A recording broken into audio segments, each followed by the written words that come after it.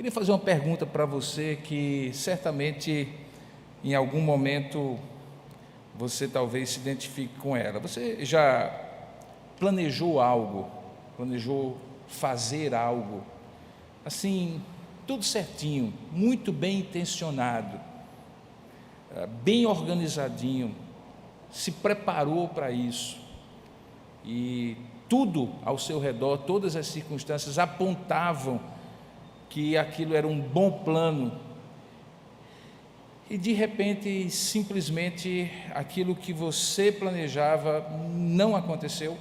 Você já passou por uma experiência assim? Eu já passei por algumas.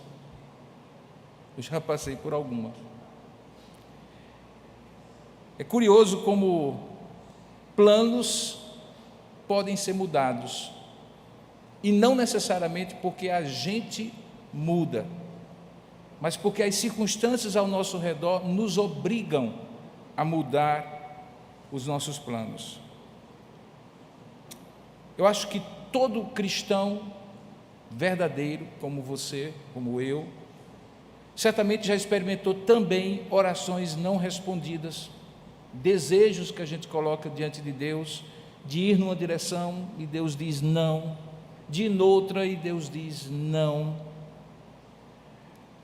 planos frustrados, mudanças imprevistas, conduzidas por Deus e a gente percebe depois, e de repente aqueles planos, olhando para trás, eles eram apenas boas intenções, mas não eram a vontade de Deus.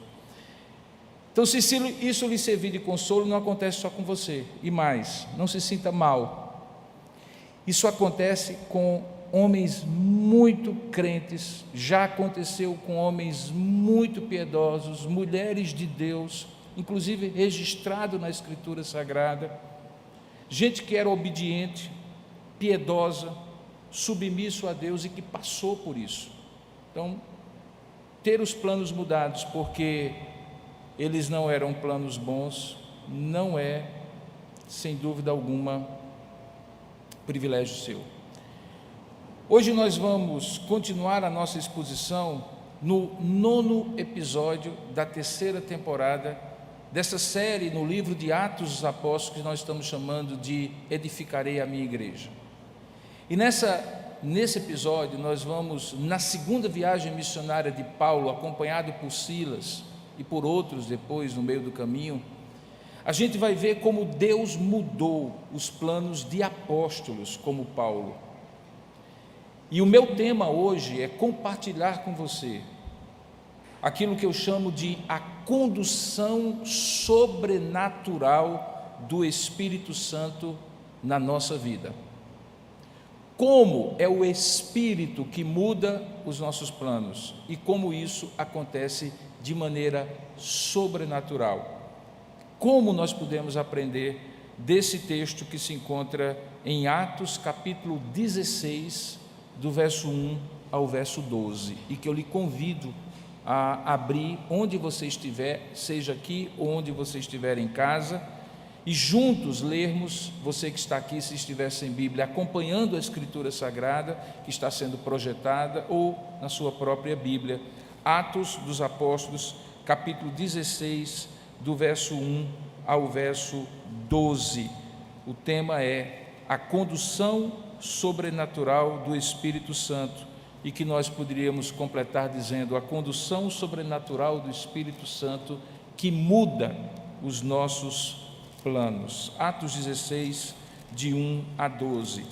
Diz assim a palavra de Deus, conforme está registrada, inspirada por Deus, por meio de Lucas.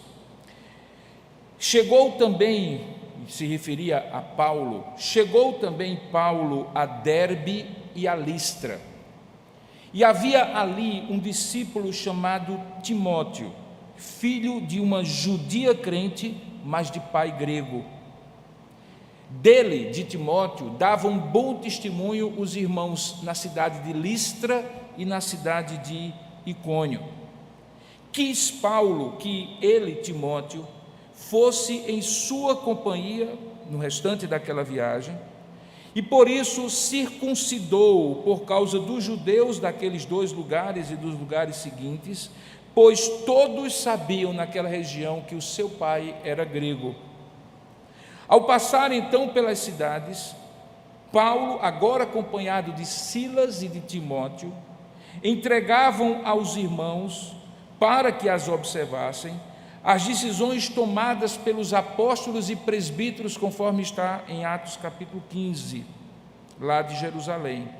E assim, ao fazer isso, as igrejas eram fortalecidas na fé dia a dia, e dia a dia aumentavam em número. Percorrendo Paulo e os seus companheiros a região frígio-gálata, tendo sido impedidos pelo Espírito Santo de pregar a palavra na Ásia, eles, defrontando Mísia, tentavam ir para a região da Bitínia, mas o Espírito de Jesus não o permitiu. E então, tendo contornado Mísia, desceram à cidade de Troade, e à noite sobreveio a Paulo uma visão, na qual um varão macedônio estava em pé, e lhe rogava, dizendo: passa a Macedônia e ajuda-nos. Assim que teve a visão, imediatamente procuramos partir para aquele destino, concluindo que Deus nos havia chamado para lhes anunciar o Evangelho. Tendo, pois, navegado de Troade, seguimos em direitura a Samotrácia, no dia seguinte a Neápolis, e dali a Filipos, cidade da Macedônia, primeira do distrito e da colônia. Que Deus abençoe a sua palavra lida. Amém. Curva a sua cabeça e peça que, de maneira também sobrenatural, o Espírito Santo conduza a nossa reflexão nessa noite. Vamos orar juntos. Ó Deus amado e querido Pai, nós louvamos e bendizemos o Teu santo nome, por entender que é privilégio imenso que o Senhor nos dá estar aqui, louvar o Teu santo nome e Te prestar culto, Pai. Louvamos o Teu nome porque não somos merecedores, mas fomos escolhidos por Tua graça e misericórdia, como Teu povo, objeto do Teu amor e graciosamente chamados por Ti pela pregação do Teu Evangelho. E quando nos reunimos como estamos agora, junto com o Teu povo, nós Te adoramos, porque Tu és digno de receber toda a honra, glória e louvor, conforme nós cantamos, já lemos e oramos a Ti. E nesta hora em que vamos ouvir a Tua voz, sim, Pai, porque temos convicção de que o Senhor tem algo a nos dizer nesta noite, pedimos, silencia o nosso coração de outras vozes, de qualquer distração, e nos permite ouvir de maneira clara e inequívoca como o Senhor conduz sobrenaturalmente pelo Teu Espírito a vida de servos Teus. Que isso seja aplicado ao nosso coração e ao final dessa mensagem, tendo ouvido a Tua voz, a nossa fé tenha sido fortalecida e a nossa obediência refocada em Ti e em Ti somente. Fala conosco, abre o nosso coração, retira tudo que não Te agrada e usa-me na Tua misericórdia e graça, porque eu também preciso ouvir a Tua voz enquanto falo o que Tu puseste no meu coração ao Teu povo. É assim que nós Te oramos, em nome e para a glória do Senhor Jesus.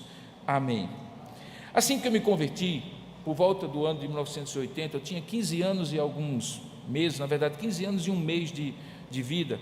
Eu conheci a obra de um irmão chamado Irmão André. Eu não sei se você já ouviu falar sobre ele. Ele escreveu um livro chamado O Contrabandista de Deus. Eu acho que ainda hoje esse livro existe, mas é um livro bem antigo.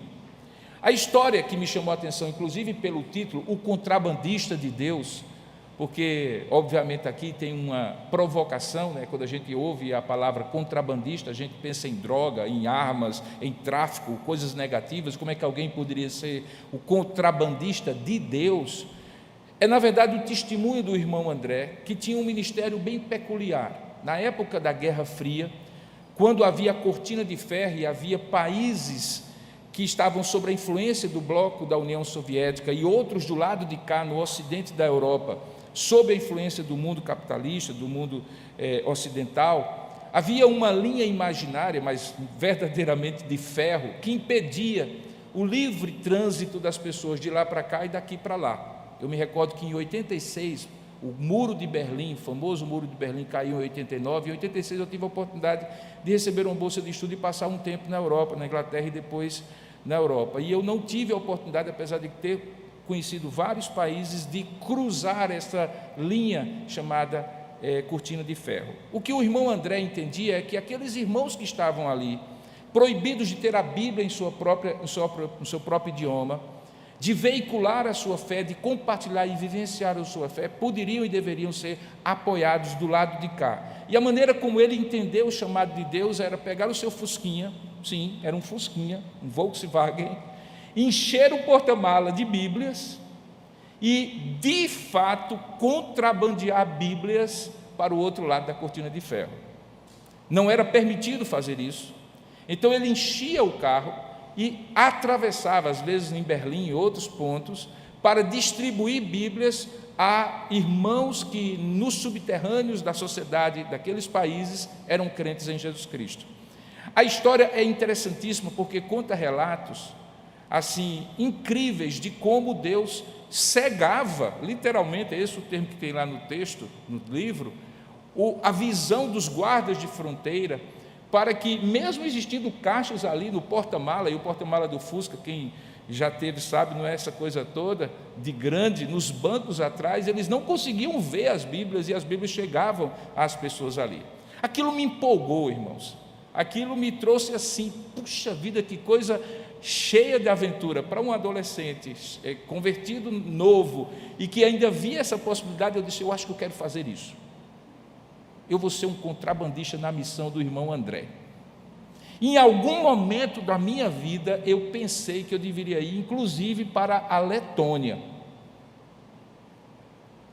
A Letônia é um daqueles países pequenininhos da região do Mar Báltico, e eu disse assim, rapaz, aquele lugar precisa do Evangelho. Naquela época ainda estava bastante restrito o Evangelho ali, e eu disse assim, eu vou aprender leto, e comprei uma Bíblia em leto. Leto é a linguagem dos letões, ou dos letônios, né?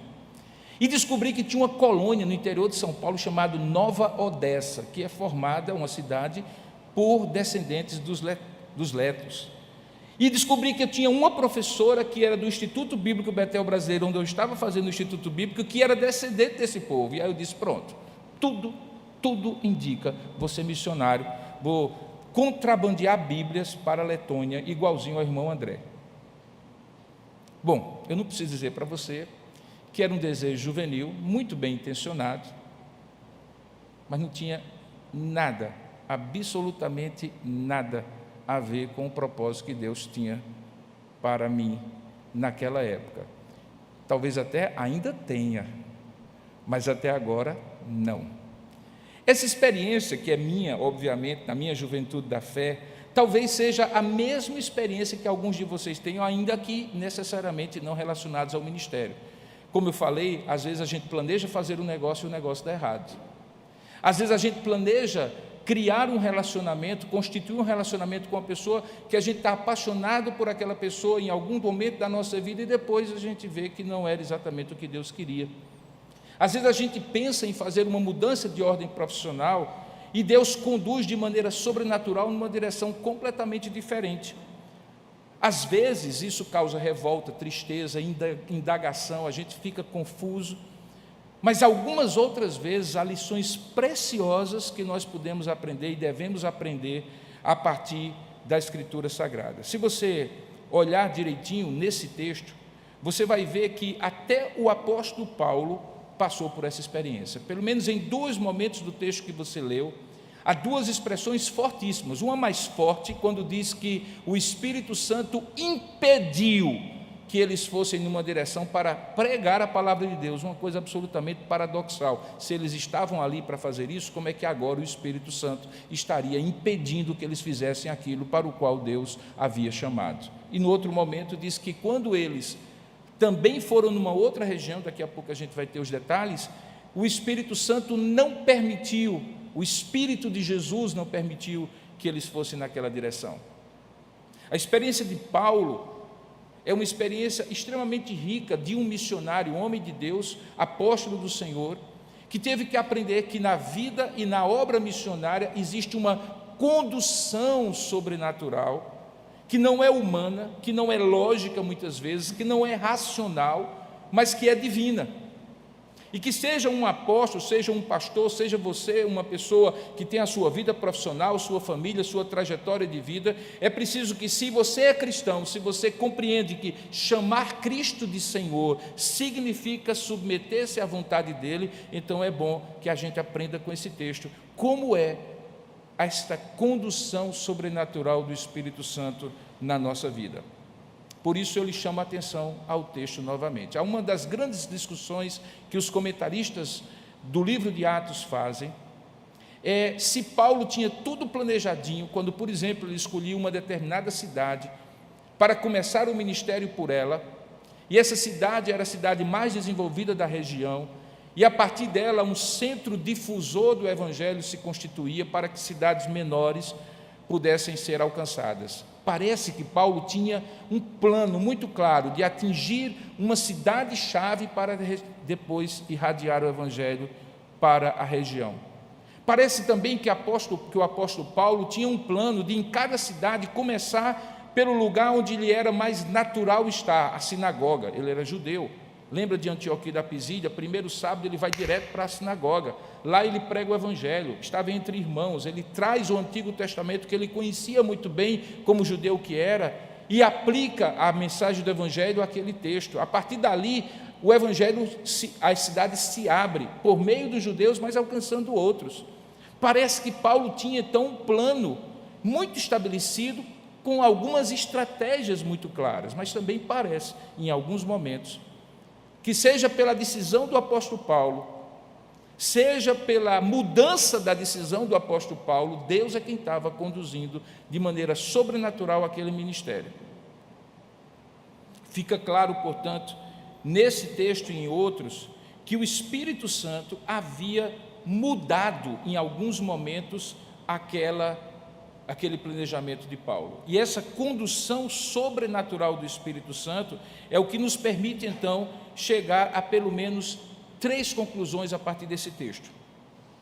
Esse texto, da segunda viagem missionária de Paulo, talvez seja um dos textos mais notórios para que a gente perceba como Deus muda os planos de maneira sobrenatural na vida de um apóstolo e também na nossa vida.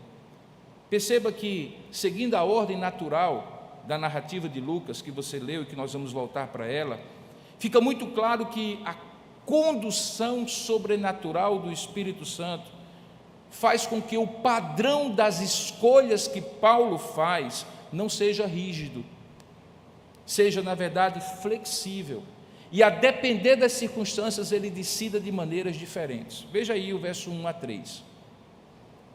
É dito que depois de entrar na Ásia Menor, pelos portões da Cilícia, nós vimos isso em episódios passados, uma entrada que diferencia essa segunda viagem da primeira, porque a primeira ele entrou pelo mar e aqui ele entra por terra, diz que ele passa por 2 das últimas cidades que ele havia alcançado na primeira viagem, que é a cidade de Derbe e a cidade de Listra. Ali havia sido plantada 2 igrejas na primeira viagem.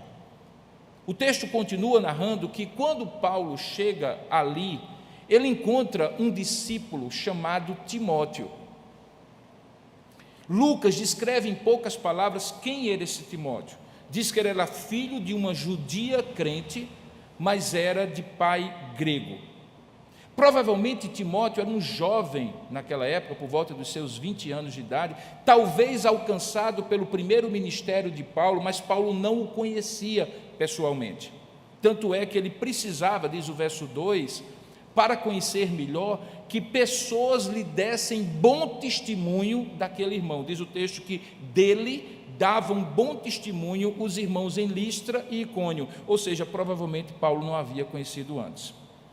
Em outros textos do Novo Testamento, nós somos apresentados a esse homem que vai ter uma importância muito grande em todo o Novo Testamento. A gente descobre em outros textos, por exemplo, que, na verdade, Timóteo era natural de Listra, que ele era bem jovem naquela época, que havia uma característica singular em sua história, era que a sua mãe Eunice havia casado com um homem que não era judeu. Essa era uma situação indesejada, na verdade, até mesmo considerada pelos judeus mais ortodoxos como uma situação ilegal, que contrariava a lei de Moisés, porque os costumes judaicos eram que judeus casassem com judeus. Aquela mulher Eunice, apesar de transgredir essa lei, diz o texto lá, quando Paulo escreve uma das cartas a Timóteo, que ela era uma mulher piedosa e juntamente com a sua mãe Lóide, mãe e avó, formaram espiritualmente Timóteo e imprimiram em Timóteo o temor ao Senhor, de modo que, apesar de ter um pai que se negara a circuncidá-lo, a marca do povo da aliança do Antigo Testamento, ele, no entanto, era um homem crente, um jovem crente. Todos ali davam bom testemunho dele, e Paulo ouviu isso aí. O fato dele ser, obviamente, não judeu no sentido de circuncidado, tendo vindo para a fé sem ter sido circuncidado, trazia para Timóteo vantagens, mas muitas desvantagens. Por exemplo, uma das desvantagens era que, se Paulo quisesse, como depois ele quis, levá-lo consigo, quando ele fosse para a sinagoga, Timóteo não podia ficar no lugar dos judeus, ele tinha que ficar no átrio separado, chamado um átrio dos gentios. Se você vai para uma sinagoga ainda hoje, há um lugar onde só os judeus ficam, homens, há um lugar onde só as judias mulheres ficam, e há um lugar onde você, que é gentil, pode participar do serviço em grande parte, mas não naquele lugar específico. Se você vai, por exemplo, a Israel e você encontra no Muro da Lamentação uma divisão, você vai descobrir que do lado esquerdo é os homens, do lado direito é as mulheres, e os gentios, quando frequentam alguma sinagoga em algum lugar de Israel, normalmente tem um lugar separado. Ora, Paulo tinha como uma das suas estratégias começar a evangelização na sinagoga, traria consigo um jovem Timóteo, não era circuncidado. Diz o texto que todos naquela região conheciam que o pai dele era grego. A vantagem de ter um jovem cheio de vida, que dava um bom testemunho como companheiro de viagem, era desfeita, era tirada essa vantagem pela desvantagem que era ele não ser judeu. O que Paulo faz, diz o texto, que ele imediatamente, para evitar uma afronta aos judeus que ele haveria de querer alcançar na viagem, ele circuncida Timóteo.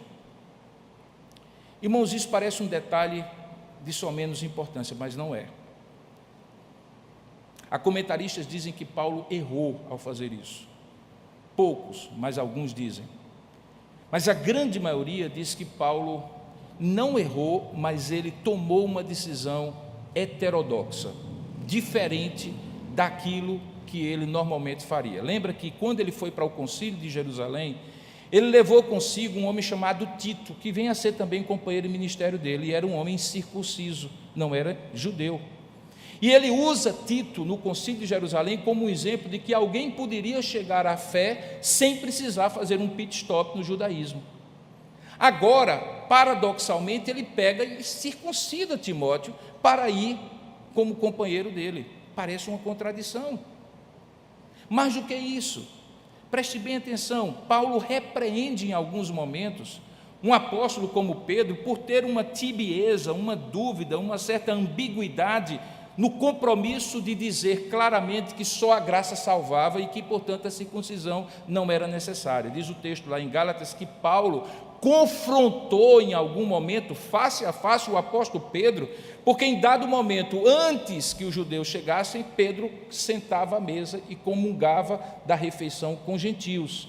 Mas quando os judeus chegavam, ele meio que dava um migué e não estava mais à mesa. E Paulo confronta e diz: isso aqui é dissimulação. Como então entender agora que Paulo, de maneira tão simples, Lucas diz de maneira lacônica que ele foi lá e circuncidou para evitar dificuldades com os judeus? Mais ainda, veja que algumas coisas novas começam a acontecer. Mesmo tendo de maneira prática decidido isso, a própria decisão de Paulo de escolher Timóteo é uma decisão diferente. Diz o texto que Paulo quis que ele fosse com ele. Era uma vontade do apóstolo, era uma decisão do apóstolo. Ele não consultou Silas, ele não consultou os irmãos de Jerusalém, ele não fez um concílio, Diferentemente de outros lugares, ele não consultou a assembleia. Lembra que aquelas igrejas tinham escolhido presbíteros na primeira viagem, no final da primeira viagem. Portanto, aquelas igrejas sabiam e podiam manifestar a vontade delas, como nós manifestamos quando nos reunimos como assembleia. Mais do que isso, não diz no texto, em nenhum momento, que o Espírito Santo, semelhantemente a Atos capítulo 13, verso 3, diz assim: separai-me agora, Timóteo, para ir com vocês. Tem algumas coisas diferentes aqui. A igreja não é ouvida, o concílio não se manifesta, Deus não fala de maneira claramente para Paulo: separai-me, Timóteo, como havia falado para a igreja: separai-me, Paulo e Barnabé, em Atos 13. Isso tudo me leva então a pensar o seguinte: esse terceiro companheiro de Paulo, junto com Silas, nessa viagem, foi resultado de uma escolha diferente em termos de processo que aquele apóstolo tinha que tomar.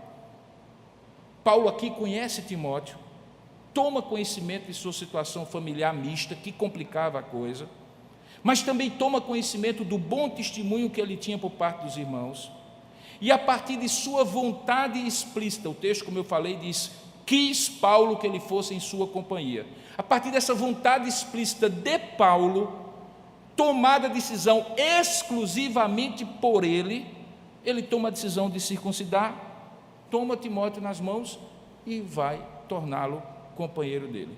Sabe, irmão, se parássemos agora e nós tirássemos essa parte da Bíblia, fizéssemos uma impressão, distribuíssemos cópias aqui, e não conhecêssemos nada da história do Novo Testamento, e eu fizesse uma pergunta para vocês, possivelmente a resposta seria unânime. Aqui nesse processo, quem está decidindo o quê? Todos aqui diriam Paulo.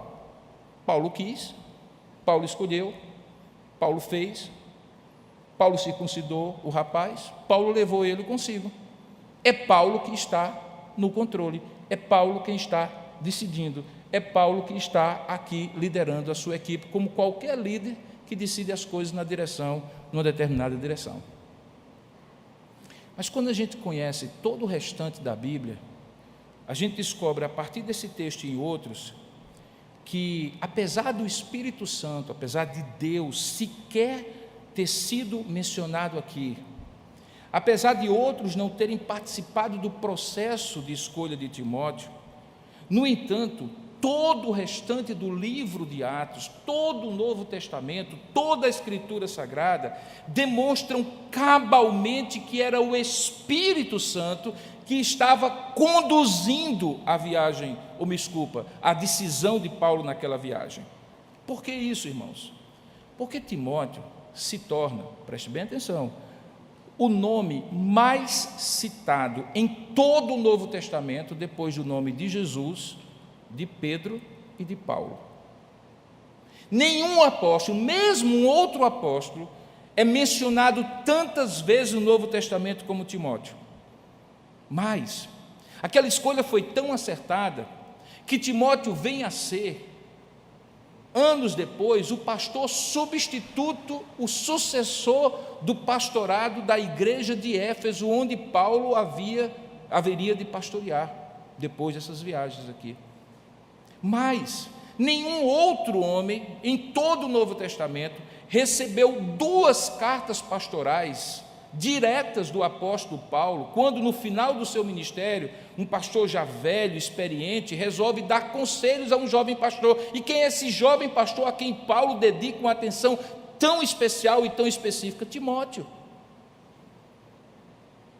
E mais, nos próximos episódios você verá que junto com Silas, Timóteo assume um papel fundamental nessa viagem, a ponto de, em alguns momentos, irmãos, Paulo ir pregar numa região e Timóteo e Silas ir pregar noutra, dividindo a equipe pastoral para atingir 2 lugares diferentes. Uma confiança que Deus dá a Paulo de confiar o ministério a Silas e a Timóteo, um rapaz de 20 anos talvez.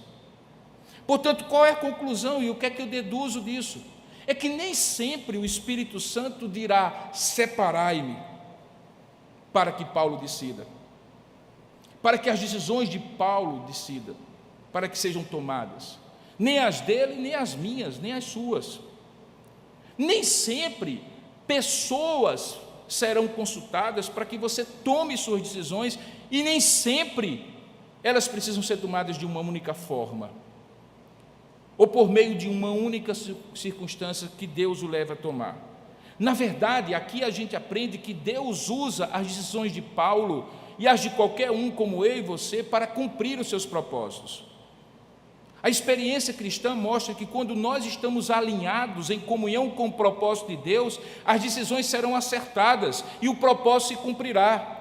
Mas, curiosamente, quando nós também estivermos desalinhados com Deus e motivados por outras razões que não sejam a glória de Deus e a obediência ao que Deus quer, mesmo assim, quando houver outras interferências que me façam, lhe façam e eventualmente façam outro homem de Deus tomar uma decisão, mesmo a decisão errada, de alguma maneira, conduzirá ao propósito de Deus, porque Deus cumprirá o seu propósito. Nenhum dos teus planos, dizia Jó, poderá ser frustrado.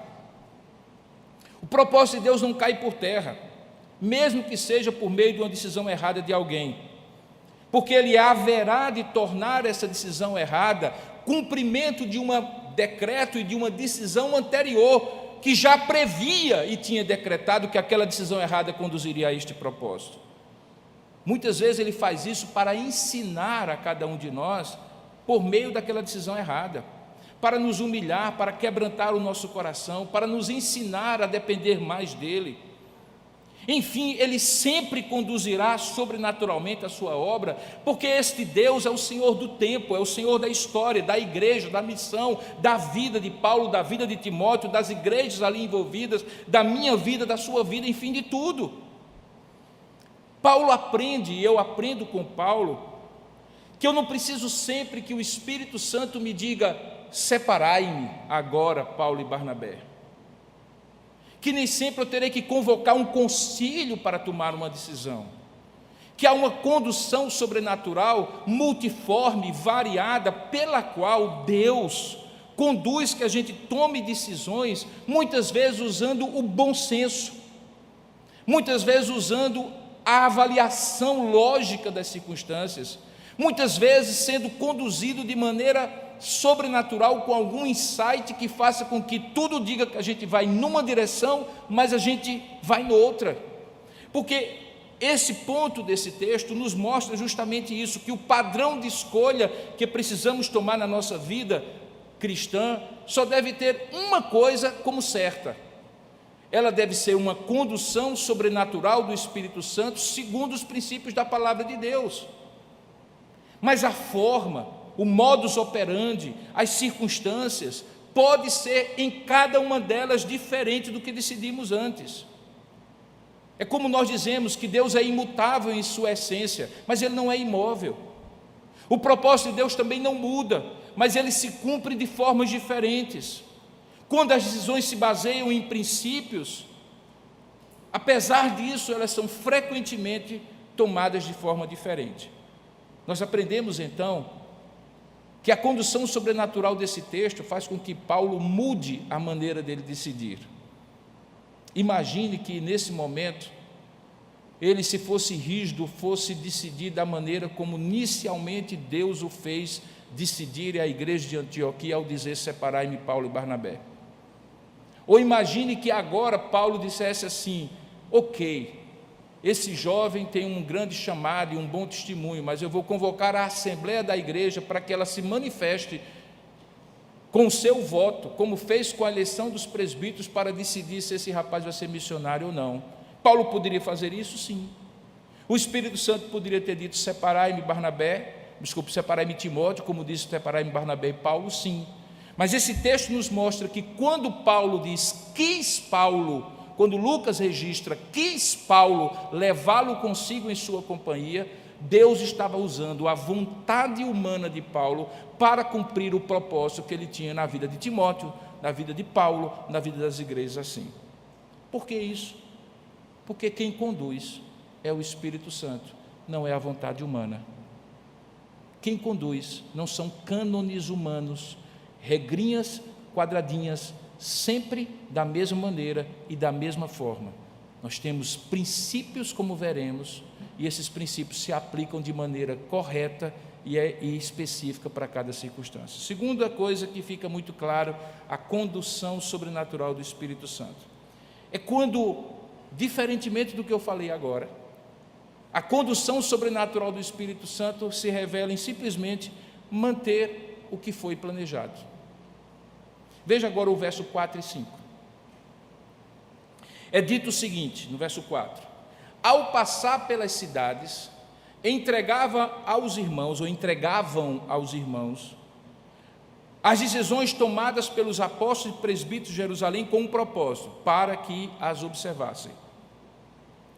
O concílio tinha se reunido em Atos 15, eles foram enviados para aquela região da Ásia Menor, para confirmar a igreja, traziam debaixo do braço o edito, a conclusão, a decisão do concílio, e em cada igreja eles liam aquela decisão e comunicavam qual tinha sido a decisão. Este era o plano original, e Paulo manteve o plano original, mesmo incluindo de maneira heterodoxa Timóteo na equipe.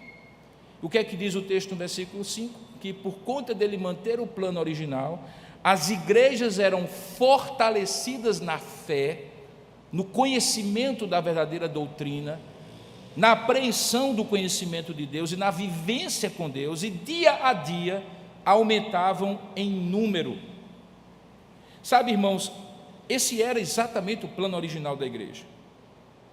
Lembre que Paulo estava mantendo esse plano conforme havia sido planejado. Aquilo era uma viagem de confirmação pós-concílio de Jerusalém, para trazer um alinhamento doutrinário, para trazer paz, para trazer comunhão entre a igreja mãe em Jerusalém e as igrejas que tinham sido fundadas. E Paulo vai seguindo nessa linha, cumprindo o plano estabelecido. E a maior prova de que Deus estava abençoando ele manter o plano conforme havia planejado, é que há um desenvolvimento, uma bênção qualitativa. Veja, diz o texto, as igrejas eram fortalecidas na fé, se aprofundavam no conhecimento de Deus, mas também era uma bênção quantitativa. Veja que diz, e dia a dia essas igrejas aumentavam em número, conforme era esperado. E por que era esperado? Porque era uma viagem de confirmação da fé, para fortalecer a igreja e permitir que essa igreja continuasse crescendo. Como eu costumo dizer, fazer mais do mesmo, quando mesmo hoje ou depois, é cumprir a vontade de Deus, também é uma condução sobrenatural do Espírito Santo. Eu não tenho que inventar moda. O que deu certo ontem pode ser o que vai dar certo hoje. E há um agir sobrenatural naquilo que é natural. Há uma ação divina nas coisas ordinárias da vida, irmãos. Há uma ação divina nas coisas corriqueiras, cotidianas, feitas no reino de Deus. Quando elas estão baseadas em princípios, mantenham o plano. Só mude se Deus conduzir sobrenaturalmente em outra direção. Mas se o certo, segundo a palavra, é ir nessa direção, e esse era o plano que Deus colocou para você, siga este plano, porque Deus estará conduzindo sobrenaturalmente.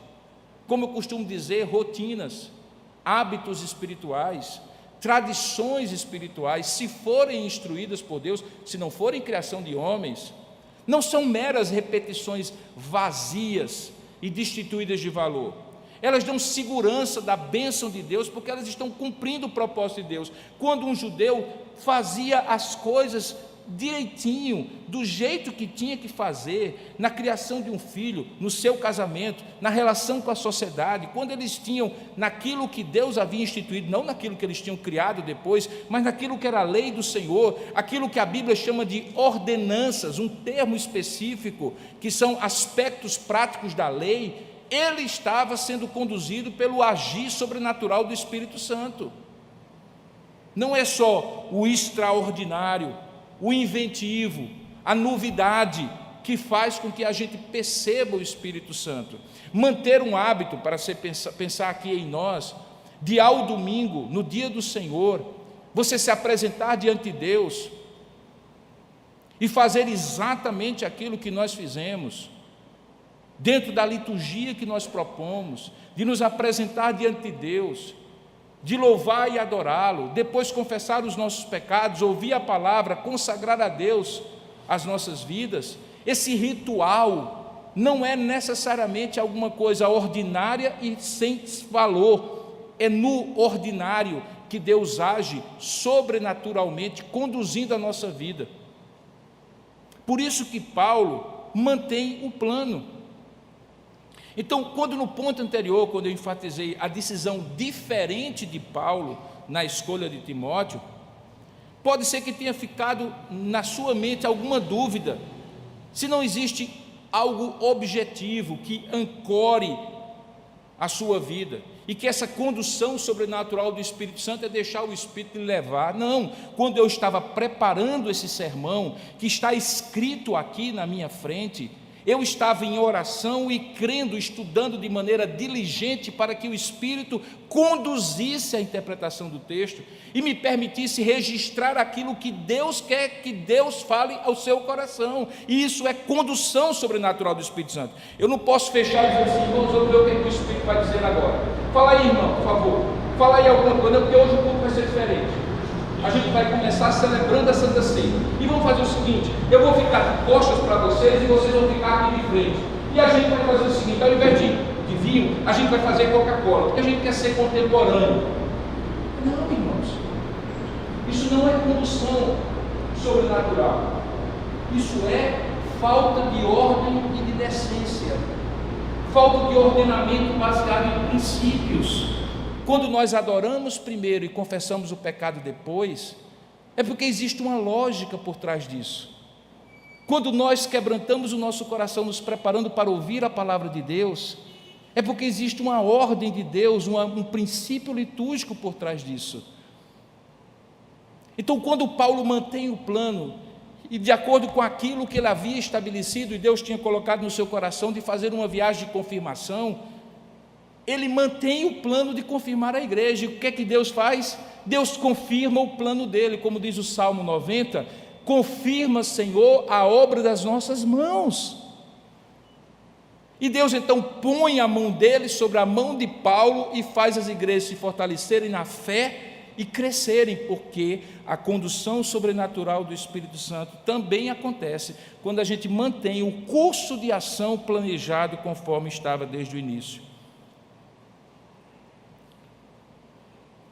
Quando você olha a maneira como Deus conduz a sua obra, é preciso a gente entender que sobrenatural, portanto, não é a gente deixar que o Deus me disse agora, Deus me disse depois, não, Deus falou meu coração para lhe dizer, meu irmão, não, porque Deus me deu essa revelação, Deus me deu essa visão, Deus me deu esse sonho, é que isso é sobrenatural. Há uma sobrenaturalidade em homens pecadores e mulheres pecadoras como você, uma vez revestidos do poder de Deus e da graça de Deus, sermos conduzidos diariamente pelo Senhor. A rotina, o hábito, o uso diligente dos meios de graça, o conhecimento da palavra, uma vida de piedade e de oração, um compromisso em dar glória a Deus em todas as áreas da vida, são meios pelos quais Deus age de maneira sobrenatural na nossa vida. Até quando estudamos a doutrina da providência, nós chamamos de providência ordinária aquilo que costumeiramente Deus faz, quando provê nossas necessidades, quando protege a nossa vida e quando direciona a nossa existência e nossas decisões. Mas a mesma palavra providência é usada quando é dito que ela é uma providência especial ou extraordinária, que alguns teólogos chamam de milagre.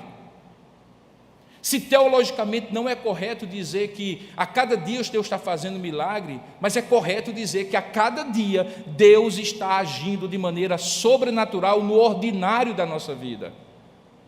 Você vai lá, acorda cedo, mais do que todo mundo, trabalha diligente, ganha o pão com o suor do seu rosto, compra, é prudente, é previdente, usa bem o seu dinheiro, administra bem seus recursos, não lhe falta o pão sobre a mesa.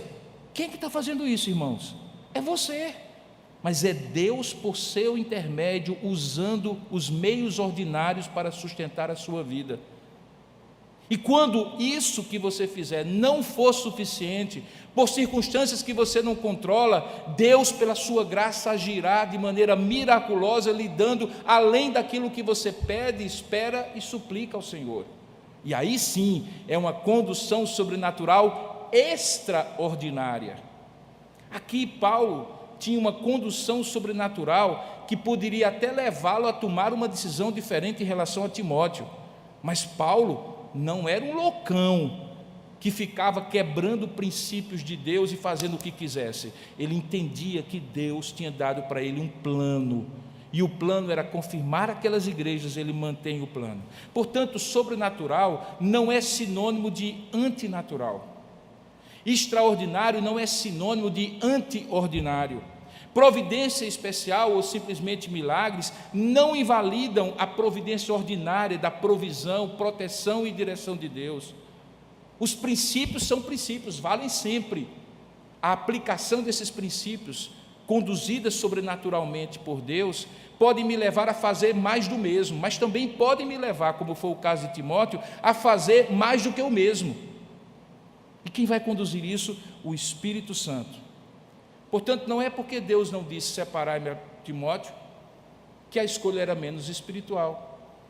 Paulo seguiu o plano, continuou confirmando as igrejas, e Timóteo teve um papel fundamental nesse trabalho, porque Deus usava a vontade de Paulo para conduzir soberanamente a sua obra. Isso precisa ser muito compreendido, irmão. Se eu pudesse ter aqui 3 horas para falar sobre isso, porque eu vejo muitos cristãos errando, até mesmo nesse período de pandemia.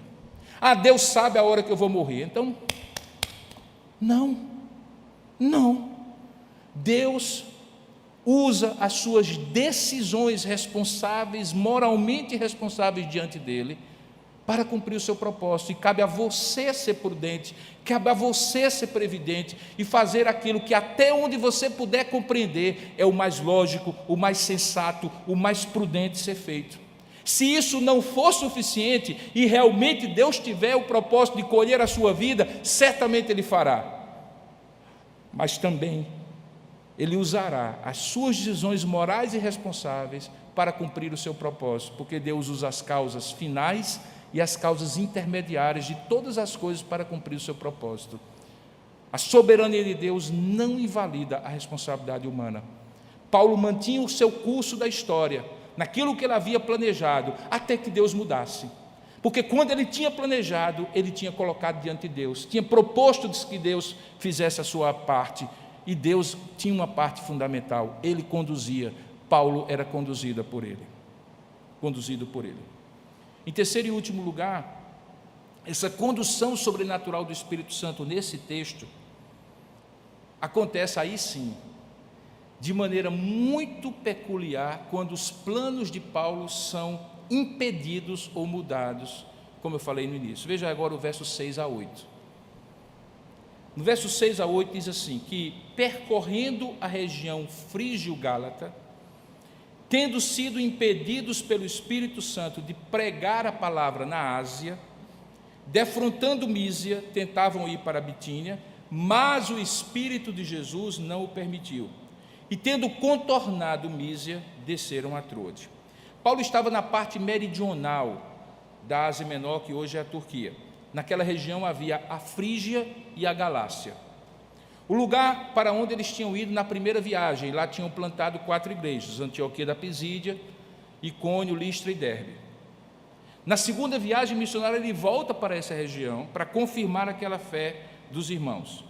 Então, quando diz o texto que ele estava percorrendo ou atravessando aquela região frígio-gálata, de alguma maneira, Silas, ele e Timóteo pensaram, planejaram que seria interessante eles continuarem aquela obra na região da Ásia.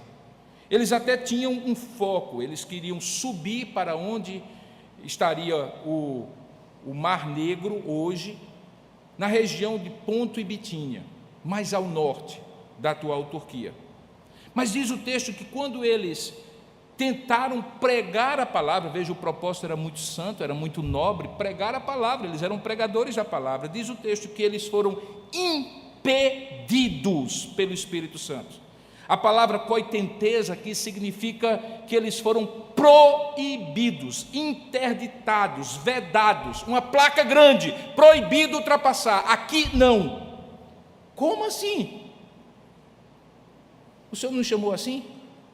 O Senhor nos chamou para pregar. A gente está querendo pregar, está querendo ir ali para pregar. A gente pregou aqui, igrejas foram plantadas, agora é hora de pregar lá. Não é isso, Senhor? Não é isso para isso que a gente foi chamado? Não, não quero isso. Ok, Senhor. Aí depois eles dizem o quê? Talvez, tudo bem. Talvez Ele não quer que a gente queira que a gente vá para lá. Talvez Ele queira que a gente vá para aquele outro lugar. E aí eles tentam ir para aquele outro lugar. E o texto diz no versículo 7, que quando eles tentam ir para a Mísia e a Betínia, novamente é dito, o Espírito de Jesus não o permitiu. A palavra não é tão forte como proibir, mas simplesmente Deus disse, não conte comigo para isso.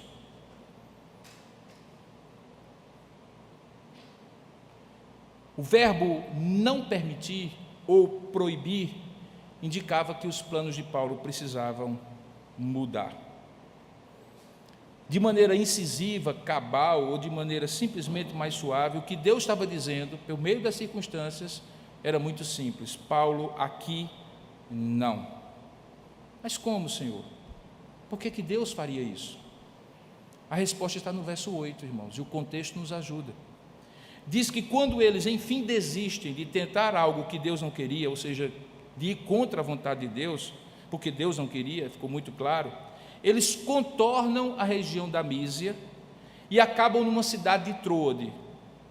Quando você olha o mapa, Troade é uma cidade litorânea de frente para o mar Egeu. Eles estavam dentro do continente, pensando em alcançar cidades dentro do continente. Deus faz com que eles arrodeiem e chegam numa cidade litorânea chamada Troade.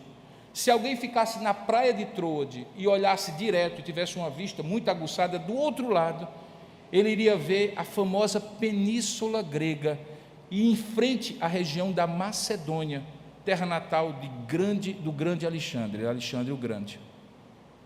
Deus tirou a vista de Paulo e seus companheiros do interior da Ásia, levou-os a Troade, porque ele tinha um propósito.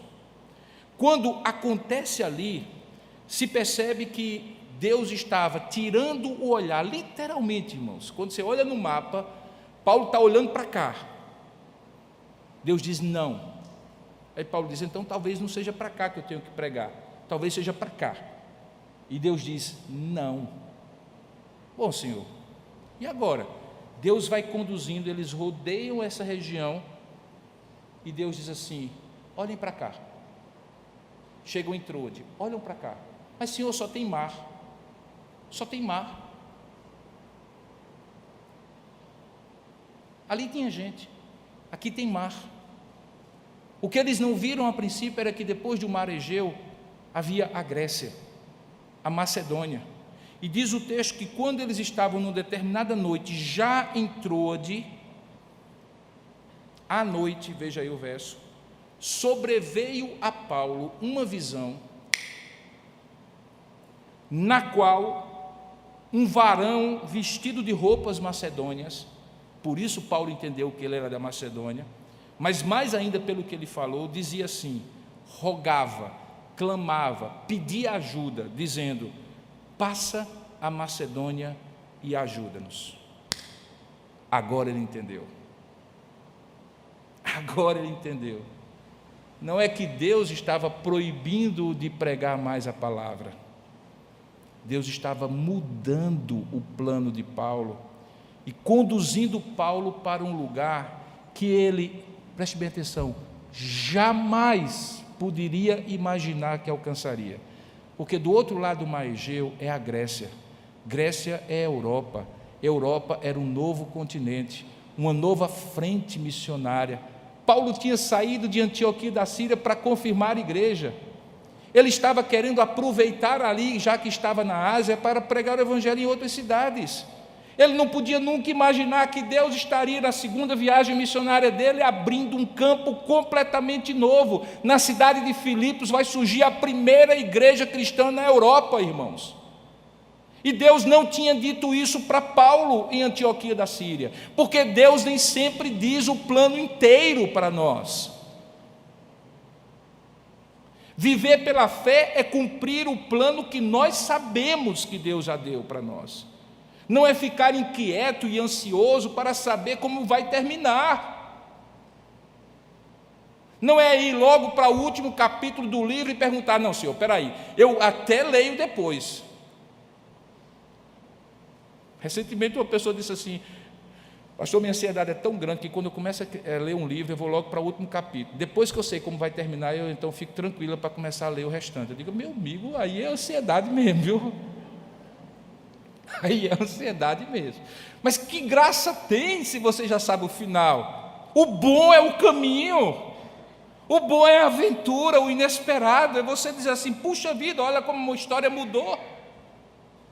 O bom com Deus não é saber como vai ser o final da história, é como Ele vai lhe conduzir em toda a história. Andar pela fé é confiar que Ele muda planos, mas os planos dEle são melhores do que os meus melhores planos. Paulo dizia assim, bem intencionado, eu vou alcançar o ponto, a Bitínia, a Mísia, olha só, coisa maravilhosa, faz todo sentido, aqui eu fecho toda a Ásia, de repente a Ásia Menor aqui, a Turquia inteira vai ser evangelizada, talvez no futuro eu passe para outros lugares, mas é bom ter foco, né? É bom ter lugar aqui, olha, faz todo sentido aqui. Deus disse, não, Paulo, quem manda sou eu, o propósito é meu, eu quero lhe conduzir sobrenaturalmente, e sobrenaturalmente eu quero lhe dizer, olhe para o outro lado do mar, a Europa inteira está ali, a Macedônia está na linha direta desse oceano, olhe o que é que o varão macedônio, um homem que aparece misteriosamente, talvez numa visão ou num sonho noturno, dizendo, passa a Macedônia e ajuda-nos, o que é que significa isso? Irmãos, é o seguinte, Paulo não era teimoso. Diz o texto que a reação de Paulo foi imediata. O texto diz assim, assim que teve a visão. São dois, uma expressão adverbial e outra, um advérbio de tempo. Assim que teve e imediatamente. Assim que teve a visão, imediatamente procuramos partir para aquele destino. Os mais observadores já perceberam que houve uma mudança na pessoa do verbo. Antes era uma descrição do que tinha acontecido e agora alguém que está escrevendo se inclui. Nós decidimos. É porque Lucas estava aqui e ele aparece pela primeira vez numa das famosas passagens chamadas Nós. São passagens no livro de Lucas, onde Lucas, certamente conduzido pelo Espírito Santo, deixa vazar que ele fazia parte como testemunho ocular dessa equipe. Aqui é a primeira delas. Então Lucas, que estava com ele, junto com Silas, junto com Timóteo, junto com Paulo, decide, e olha só, aqui é uma decisão coletiva. Decidimos. Quando foi para escolher Timóteo, quem decidiu? Paulo.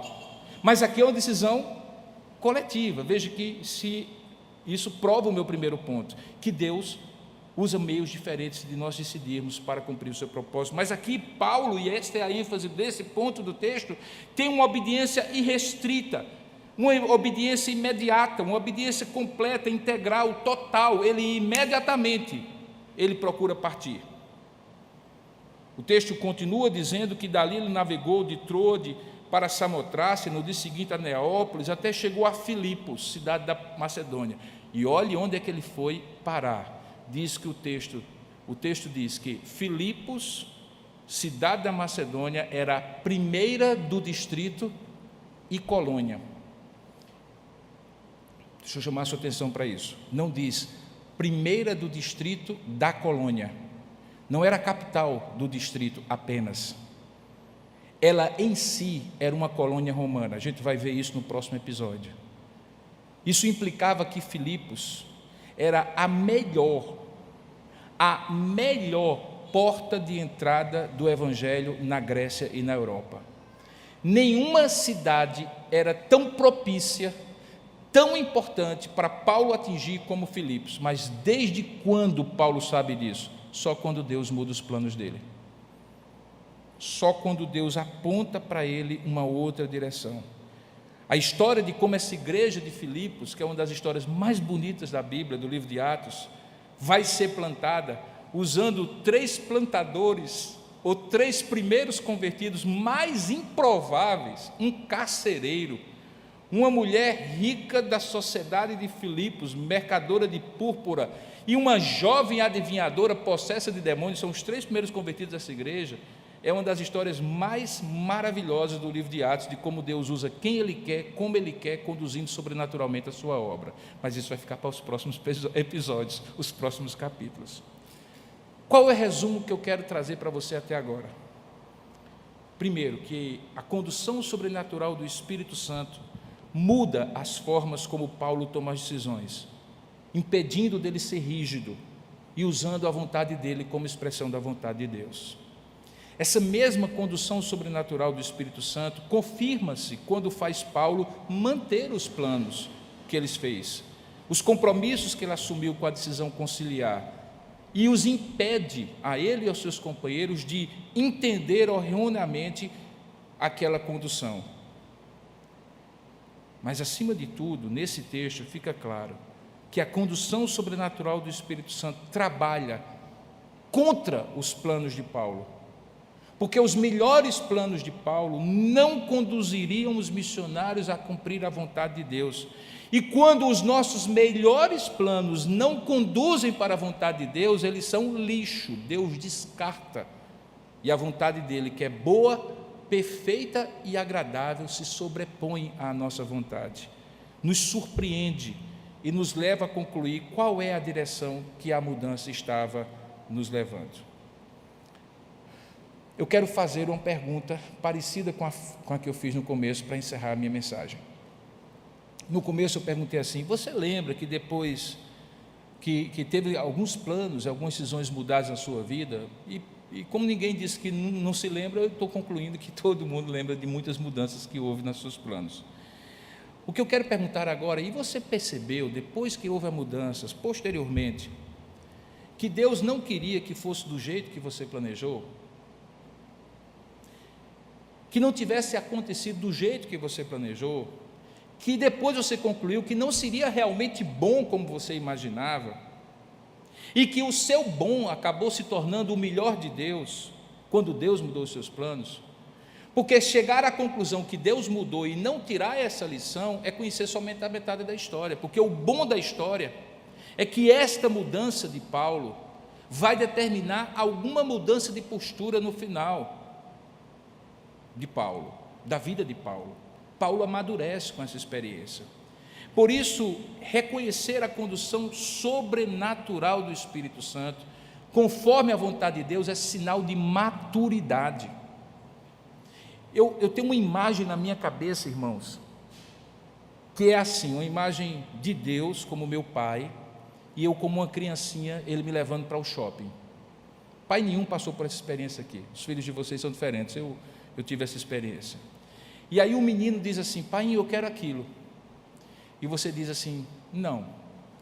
Aí o menino resolve fazer um piti no shopping, cai no chão, chora, reclama e tal. E você fica com mais raiva do menino, mas mais raiva de você, por não ter capacidade de controlar naquele momento e ter ensinado seu filho bem. Você fica envergonhado, constrangido. O nome disso é imaturidade.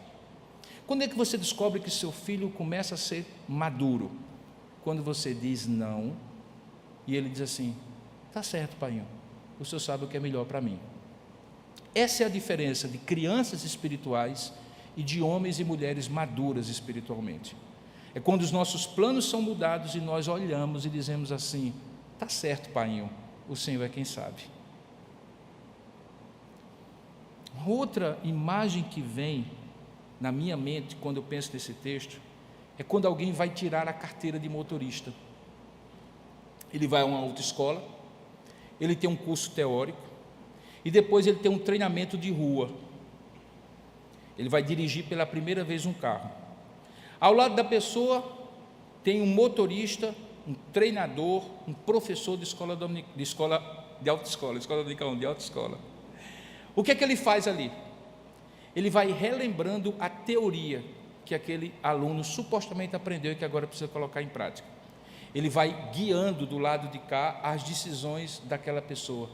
Ele vai antecipando pela experiência ou corrigindo as coisas erradas que ele for fazendo. Mas quem está sentado na poltrona do motorista? Quem é que está com as mãos no volante? Quem é que está com os pés nos pedais? Quem é que está passando as marchas? Quem é? É a pessoa que está aprendendo a dirigir, não é? Mas quem é que está conduzindo? Quem é que está conduzindo o processo? Quem é que está direcionando o processo? Quem é que está levando a pessoa que está no volante a decidir bem? A decidir a hora de ir mais rápido, de frear, de entrar à direita, de entrar à esquerda?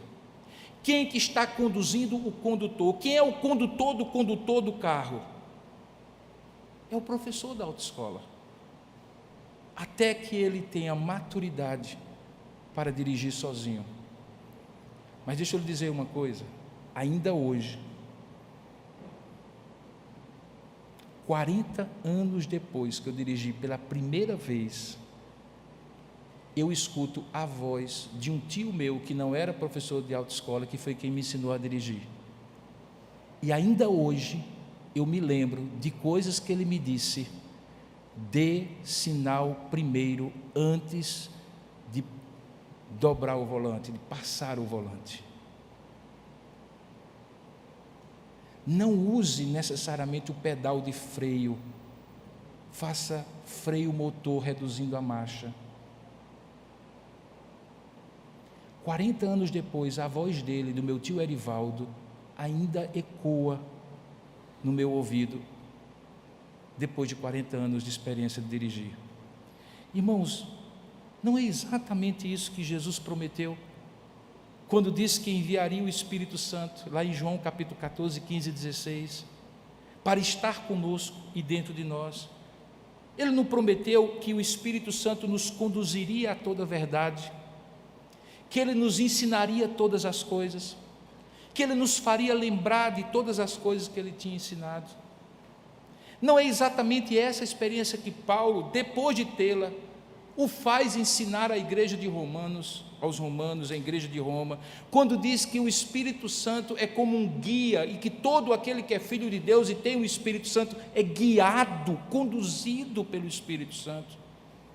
Não é justamente isso que Paulo diz aos Efésios, que foi mencionado hoje, coincidentemente, na mensagem do pastor Kilvin, que a ordem do Espírito Santo é: portanto, vede prudentemente como andais, não como necios, e sim como sábios, remindo o tempo, porque os dias são maus. Por esta razão não vos torneis insensatos, mas procurai compreender qual é a vontade do Senhor. E para tanto, não vos embriagueis com vinho, no qual há dissolução, mas sede cheios continuamente pelo Espírito, falando entre vós com cânticos, com salmos, e entoando de louvores de coração ao Senhor com cânticos e hinos espirituais, dando sempre graças por tudo a nosso Deus, e sujeitando-vos uns aos outros no temor do Senhor. Como é que Paulo daria essa ordem se ele não tivesse passado pela experiência de Troade, onde ele aprendeu que a condução sobrenatural do Espírito Santo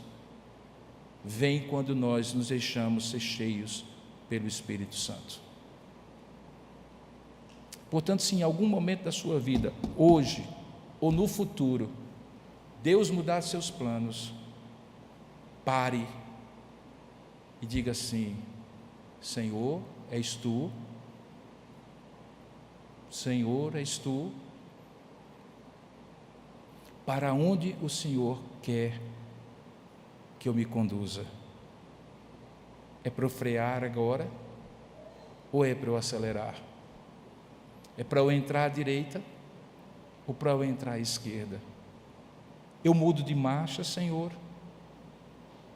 Eu paro o carro e espero a próxima instrução? Irmãos, a vida cristã não é outra coisa a não ser a condução sobrenatural do Espírito Santo na sua vida, usando a palavra e as suas experiências com Deus em perfeita harmonia para que você se torne um discípulo maduro de Jesus Cristo. Essa condução sobrenatural está disponível e precisa ser vivenciada não apenas por apóstolos e pastores, mas por você também. Que Deus lhe abençoe e você tenha essa experiência gloriosa de continuamente ser conduzido de maneira sobrenatural pelo Espírito de Deus. Vamos orar por isso e pedir isso ao Senhor? Então curva a sua cabeça, feche os seus olhos e oremos ao Senhor. Ó Deus amado e querido Pai, a nossa tendência, Senhor, é sermos conduzidos pelo nosso coração. E o nosso coração Tu conheces muito bem. Ele é enganoso e desesperadamente corrupto.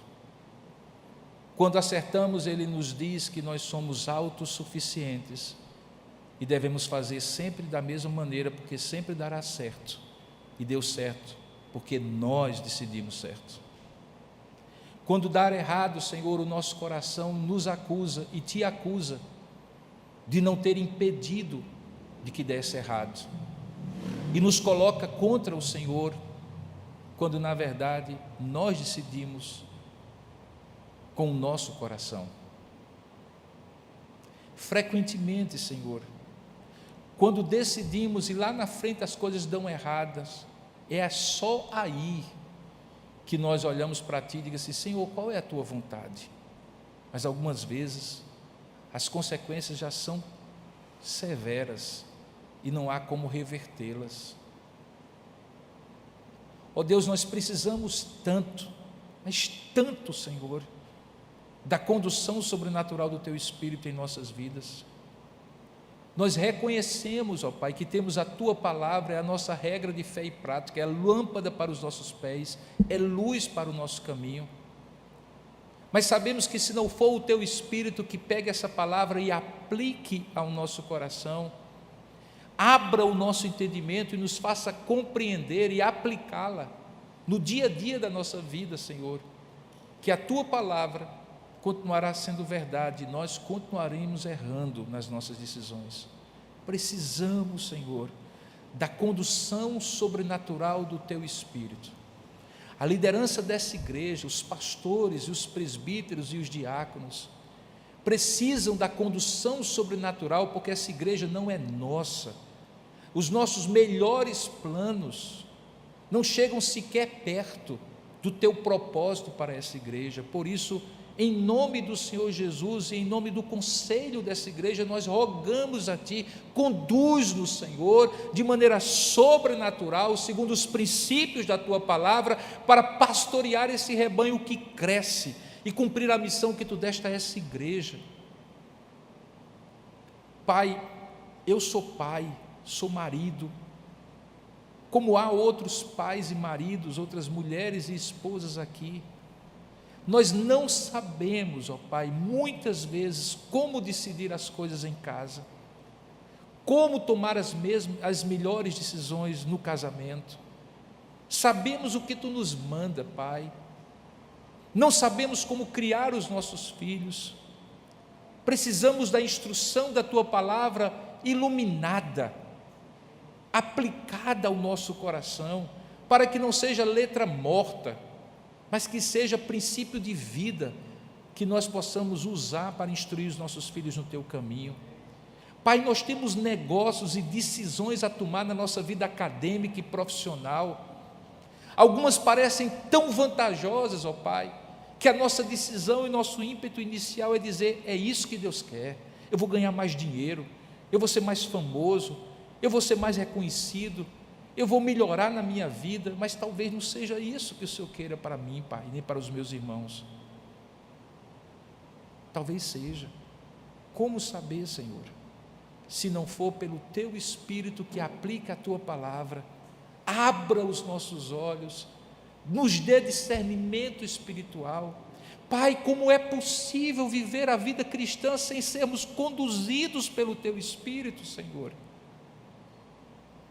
Tu nos desse a Tua palavra, é o manual, mas nós precisamos do guia, do condutor, que nos faça lembrar a Tua palavra no momento da decisão.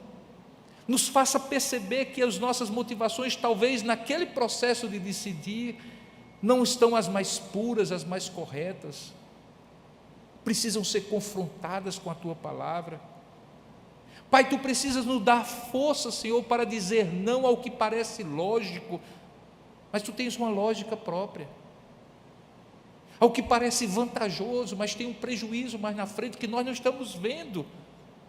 Pai, nossa vida é Tua, nós Te chamamos de Senhor, porque nós somos servos, nós Te chamamos de pastor, porque somos ovelhas, nós Te chamamos de Pai, porque somos filhos. Toma-nos nas Tuas mãos, como pastor, como Pai, como Senhor, e conduz a nossa vida, quer por pastos verdejantes e águas tranquilas, quer quando tivermos que passar por vales da sombra da morte. A Tua vara e o Teu cajado nos consolam e nos conduzem. Por isso eu Te rogo nessa hora, por cada pessoa que está ouvindo essa mensagem na internet, mas também por cada um que está aqui. O Senhor trouxe cada um de nós para nesta noite ouvir a condução sobrenatural do Teu Espírito num episódio tão importante para a vida de Paulo e seus apóstolos. O Evangelho não teria chegado na Europa se os planos de Paulo fossem cumpridos e não o plano do Senhor. E não chegando na Europa, talvez não chegasse a nós, e o cristianismo ficaria restrito àquela região do planeta. Certamente Tu não irias fazer assim, por isso mudasse o plano de Paulo. Muda os nossos também. Nós somos Teus, Tu é quem nos conduz.